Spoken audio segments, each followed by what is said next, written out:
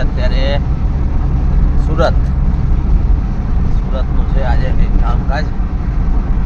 હવે ચાલો. બહુ નુકસાન છે ગાડીનું આગળ પાછળથી. જો ટોટલ લોસ. ડ્રાઈવરનું કોઈ તો પતા નહીં, કેબિન છે જ નહીં આગળ. આઈસરનું જામ લાગી ગયું એક્સપ્રેસમાં. પણ નહીં છે કંઈક કામકાજ ચાલુ તો જામ લાગ્યું ખતરનાક. જો ફોર વ્હીલ વાળા યુટર્ન મારી જતા રહે પાછા. ચાલ્યું થોડું ચાલ્યું. ટ્રાફિક તો ચાલ્યું. ઉતાવળ આવી જાય. જો ઉતાવળ હાલ્યું ગયા હતા આમાં ખાલી ઉતાવળ આવી જાય. પોં મંડી પડે. આગળ કંઈ કામ ચાલુ લાગે. મિત્રો રોડ તો ચાલુ છે. મેં કીધું રોડનું કામ ચાલુ હશે પણ એક્સિડન્ટ થયો છે બહુ મોટો. બીજે હોલ્ડ AWનું એક ટેલર છે અને આગળ એક ગાડી છે. બેનો એક્સિડન્ટ થયો છે. ખબર નહીં કઈ રીતે શું, માટીના ઢગલામાં કરી જાય કે ગાડીની અંદર કરી જાય કાંઈ અમને અંદર પડી છે. ભૂસું ભરેલું ગાડી, અચ્છા ભૂસા ભરેલી ગાડીની અંદર કરી છે. આ ટેલર આ તો પતી ગયું. ભૂસા ભરેલી ગાડીની અંદર અડધી ઘૂસી ગઈ ગાડી. મતલબ ડ્રાઈવરનું તો હજુ ઠેકાણું જ નહીં. ઓહો આવું કેવું છે. બોલો કેવી કન્ડિશન.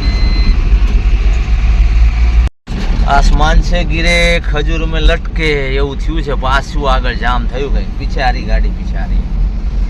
અહીંયા શેનું છે? અહીંયા કામ ચાલુ હશે. જોજો આ વચ્ચે જે વિડીયો આવ્યો હશે રીલ.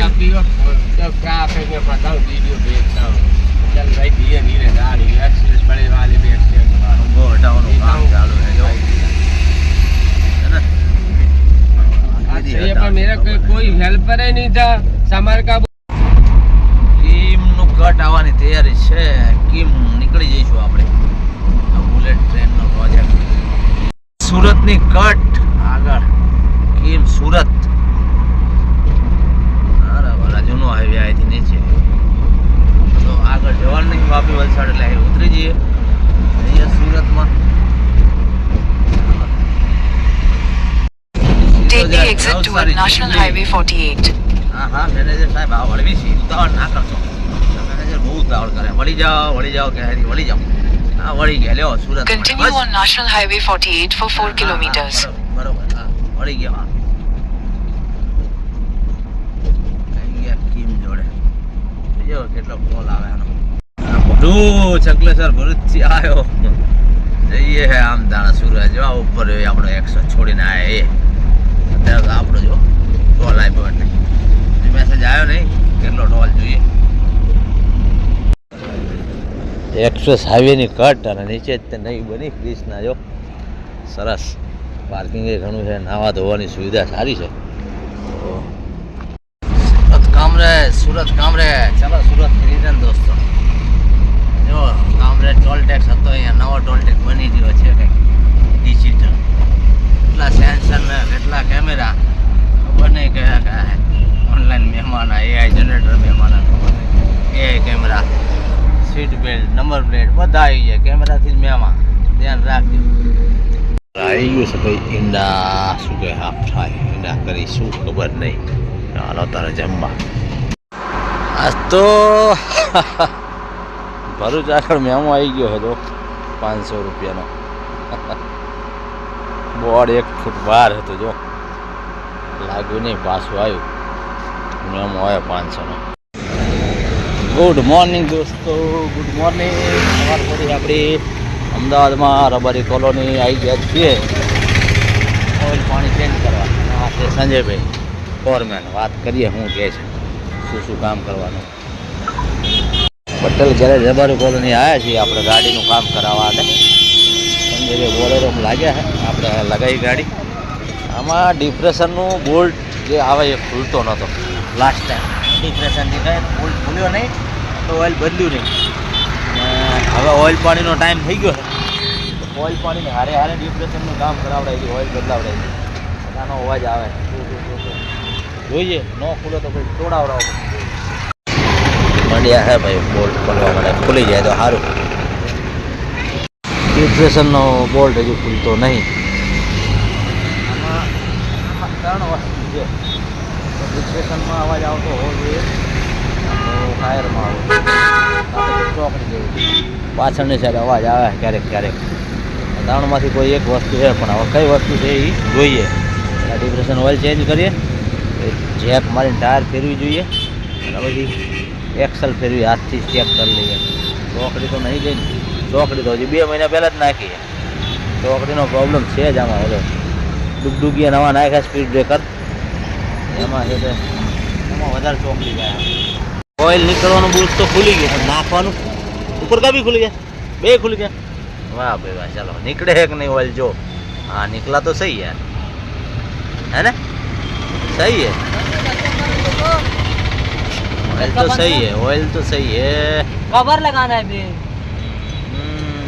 फोटो काटने को ऑयल, ऑयल तो सही था, गलत निकाल दिया. क्यों निकाले यार? हाँ यार सही है ना, नहीं है सही. यार लोड़ा देव सोलनो डिप्रेशन ऑयल लाए આપણે જો. देव सोलनो है डिप्रेशन ऑयल, 1 लीटर लाया ही, बीजू 1 लीटर लाए नाखी લખેલું હે 90 નંબરનું ઓઇલ હે ડિપ્રેશનનો. ગિયરમાં જો, ગિયરમાં ડિપ્રેશનમાં બેયમાં એક જ ચાલ આવી. અને કિંમત કેટલી છે? કિંમત છે 500 રૂપિયા. 366 રૂપિયા, 366 રૂપિયાનું લીટર. खुल गया? घर से आ जाओ, घर से बनाना, घर से आ जाओ, है?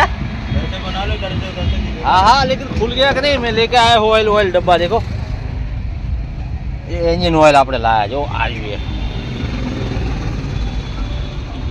लगता है पैसा 170 5W30 સિન્થેટિક. અને આ છે ફિલ્ટર ચાલુ, અને આ છે કુલન્ટ. કુલન્ટ આપણે કાઢીને ટોપઅપ કરી દઈશું. પણ હેન્ડબ્રેક લગા હોગા, ઘુમાવો તો જોઈન્ટ. घुटन करो, एंड उतारो पहले. ચોકડી જ ગઈ. હા, ચોકડી ના જ અવાજ આવતા હતા, है ना, कट कट कट. स्टार्टिंग में कट कट आवाज आता है. टायर में तुम्हारा कुछ दिक्कत नहीं है, है टायर में कुछ दिक्कत कोई दिक्कत नहीं, ये चौकड़ी का ही है. पर 2 महीना हुआ चौकड़ी बदला, मतलब चौकड़ी 2 महीने में नहीं गई होगी. तो बोला टायर पे देखने का मतलब नहीं तुम्हारे. हाँ, तो यही खोल दो, चौकड़ी चेंज कर दो. टायर देखने का फिर बोलो, हाँ वो तो देखना ही है ना, उसका लाइनर चेक नहीं करना है. आगे पीछे दोनों लाइनर तो चेक करना ही है ना. ब्रेक लाइनर तो चेक करवाने का ही है. चौकड़ी 2 महीने जती रहती, શું કરવાનું આમાં? 2 महीने में चौकड़ी चली जाती, क्या करना है? किसको बोलने का बता. हमारा भी खोलने का टायर खोल दो ना.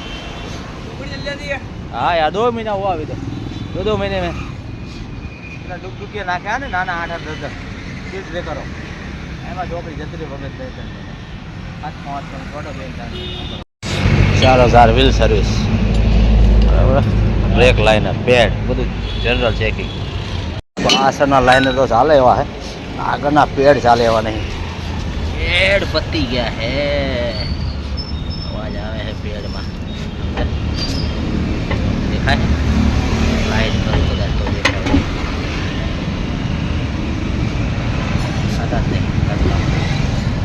દેખાતા નહીં. નોર્મલી આટલા બચ્યા ખાલી 2-3 mm. બદલી ગાડીએ દાણા લ્યો લઈ આવ્યા આપણે TVSના પેડ બરાબર. આગળના 2-4નો સેટ આવ્યો. બ્રેક પેડ 2 વર્ષની અંદર આ બીજી વખત નાખી આપણે, 2 વર્ષ ને 2-3 મહિનામાં બીજી વખત. અને પાછળના લાઇનર હજુ એમને મેં લાઇનર હજુ એક વાર નહીં ચેન્જ કર્યા. મેઇન લોડ છે ને આગળ પડે વધારે બ્રેકનો.